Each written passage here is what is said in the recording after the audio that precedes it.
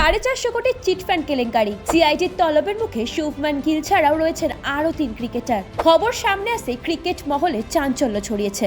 অস্ট্রেলিয়ার মাটিতে টিম ইন্ডিয়ার একাদশে জায়গা হারিয়েছেন শুভমান গিল। পাঞ্জাবের তরুণ ক্রিকেটার দ্বিতীয় ও তৃতীয় টেস্ট ম্যাচে ব্যাট করেছিলেন পছন্দের 3 নম্বরে, কিন্তু এরপর মেলবোর্নে সিরিজের চতুর্থ ম্যাচে তাকে বাদ দেওয়া হয়। তবে এসবের মাঝে আবারও খবরের শিরোনামে শুভমানের মাঠের বাইরের জীবন। চিটফান্ড সংস্থার বিশাল দুর্নীতিতে নাম জড়ালো ক্রিকেট তারকার। তার সঙ্গে সিআইডি তদন্তের আওতায় আসতে চলেছেন সাই সুদর্শন, রাহুল তেওয়াতিয়া এবং মোহিত শর্মার মতো আরও 3 ক্রিকেটার। সম্প্রতি বড়সড় চিটফান্ড দুর্নীতির পর্দাফাশ করেছে গুজরাট সিআইডির ক্রাইম ব্রাঞ্চ। ইতিমধ্যেই ধরা পড়েছেন পঞ্জি স্কিমের মাথা ভূপেন্দ্রাশিস জালা। তাকে জেরা করেই নাম মিলেছে শুভমানের।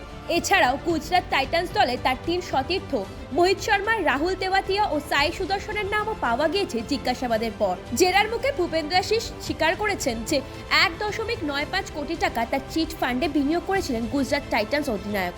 বাকি 3 ক্রিকেটার কত টাকা বিনিয়োগ করেছিলেন সে সম্পর্কে কোনো তথ্য এখনো পর্যন্ত সামনে আসেনি। তবে শুভমানের চেয়ে তেওয়াতিয়া, মোহিত শর্মা বা সাই সুদর্শনদের বিনিয়োগ করা অর্থের পরিমাণ কম বলেই জানা গিয়েছে। এই ঘটনায় ক্রীড়া মহল এবং জনসাধারণের মধ্যে চাঞ্চল্য সৃষ্টি হয়েছে। গুজরাট সিআইডি ক্রাইম ব্রাঞ্চের পক্ষ থেকে আরও তদন্ত চলছে এবং আশঙ্কা করা হচ্ছে এই স্ক্যামের সাথে আরও অনেক সেলিব্রিটি এবং ব্যক্তিত্ব জড়িত রয়েছেন। ব্যুরো রিপোর্ট, ভারত সমাচার।